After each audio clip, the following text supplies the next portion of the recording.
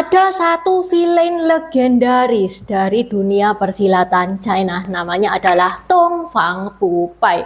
Dia ini tokoh silat yang super kuat, karismatik, elegan, dan dia muncul di karyanya Qin Yong yang judulnya The Smiling Proud Wanderer. Yang bikin menarik, karakter ini diciptakan di era revolusi kebudayaan China, eranya Mao Zedong. Nama gengnya bahkan mirip dengan lagu propaganda terkenal di zaman itu, The East is Red. Banyak yang bilang ya kalau Dongfang Pupai ini itu sindiran halus ke Mao Zedong. Jadi ini bukan sekedar silat biasa, ini kode keras untuk pemerintah.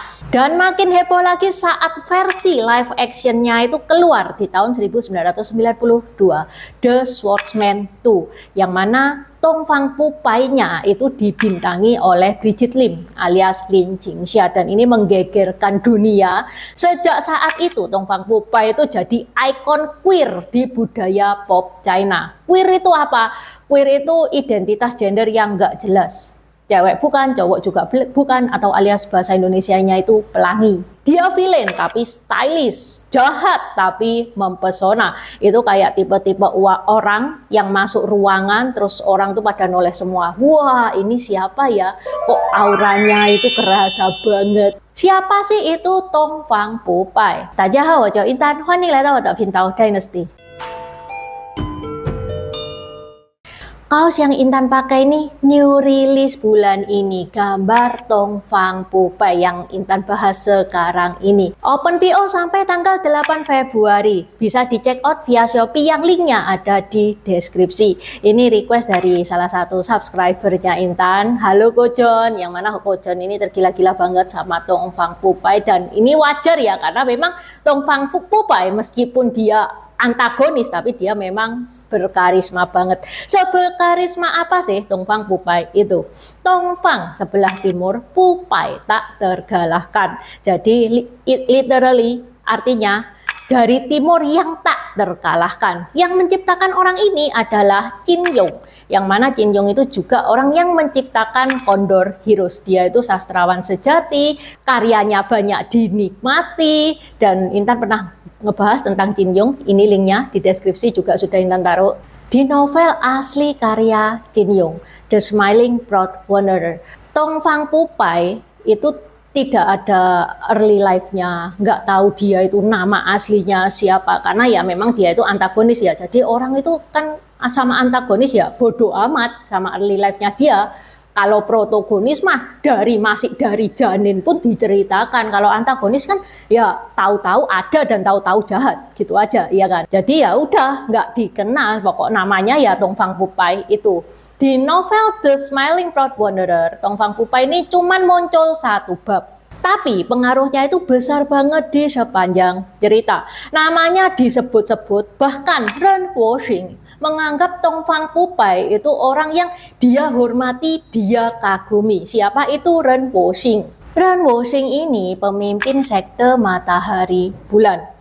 Awalnya Dongfang Pupai itu tangan kanannya Ren Wuxing ini, tapi diam-diam Dongfang Pupai itu menyusun rencana untuk ngerebut kekuasaannya Ren Wuxing ini. Dia kepingin jadi pemimpin di sekte Matahari Bulan. Akhirnya Dongfang Pupai itu berhasil menggulingkan Ren Wuxing dan memenjarakan Ren Wuxing di ruang bawah tanah dan mengambil alih posisi pemimpin sekte Matahari Bulan. Setelah jadi pemimpin, Dongfang Pupai itu mimpin dengan sangat kejam. Jadi pada saat kepemimpinannya Dongfang Pupai ini ya, semua pegawainya disuruh minum pil beracun. Kalau nurut dikasih penawar, penawarnya itu cuma bisa 1 kali 24 jam. Jadi besoknya dikasih lagi penawar lagi kalau nurut. Kalau enggak nurut ya nggak dikasih penawar. Akibatnya apa? Dia akan pelan-pelan mati secara tersiksa. Jadi mau nggak mau demi pil itu ya pegawai-pegawainya itu harus nurut ke dia. Plus untuk menjadi orang yang sangat kuat, Dongfang Pupai itu harus mempelajari kitab sakti, yaitu Kui Hua Pao Tian, yaitu kitab pusaka bunga matahari. Nah, salah satu syarat untuk menguasai semua ilmu Kui Hua Pao Tian adalah dengan kebiri.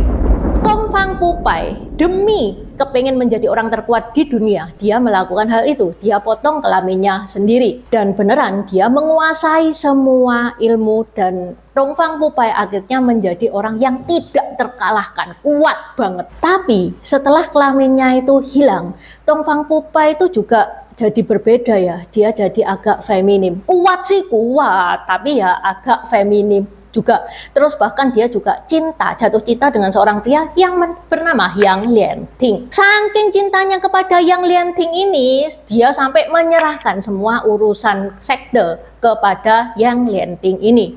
Meanwhile, di sisi lain, Ren Wuxing ini berhasil keluar penjara, dibantu sama Ling Hu Chang.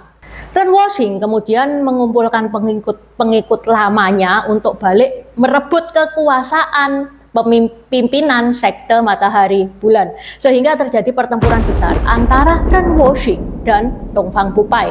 Awalnya Dong Fang Pupai itu bener-bener hampir tak terkalahkan ya, ditawur banyak orang tapi tetap dia yang menang.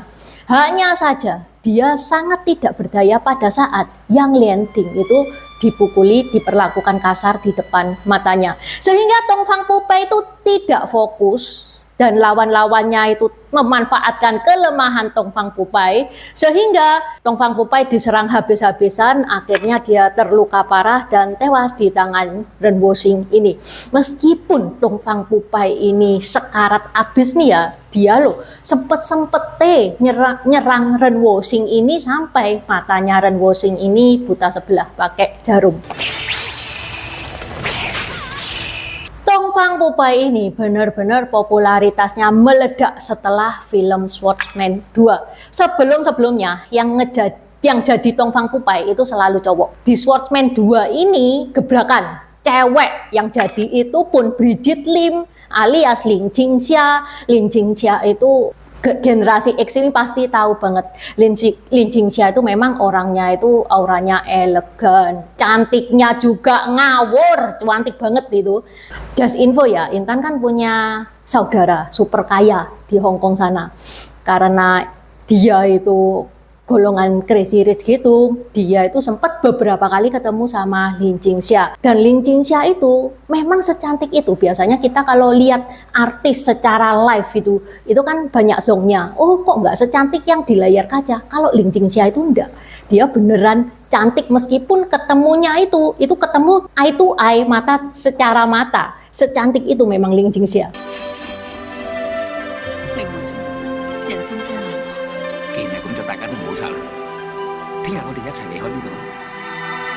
Selain itu, Lin Jingxia itu juga punya karakter yang kuat, berkarisma, dan punya fanbase yang sangat setia sama dia.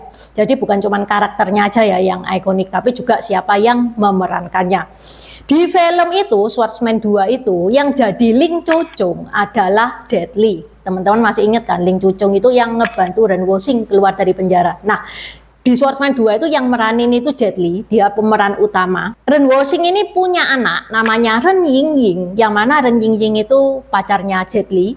Ren Yingying ini yang main adalah Rosamund Kwan. Nah, itu top abis, top papan atas semua itu. Apalagi itu tahun 1992 kan ya, jadi Jet Li itu bintang laga papan atas pada saat itu masa emasnya dia. Menariknya, meskipun Jet Li itu protagonisnya nih ya, tapi orang-orang itu merasa bahwa yang mencuri perhatian pada saat itu bukan Jet Li-nya, tapi Lin Jingxia-nya alias Dong Fang Pupai. Jadi bisa dibilang Jet Li ini bikin orang itu kepengen nonton, tapi Lin Jingxia itu bisa ngebikin orang gak bisa lupa dengan Dong Fang Pupai.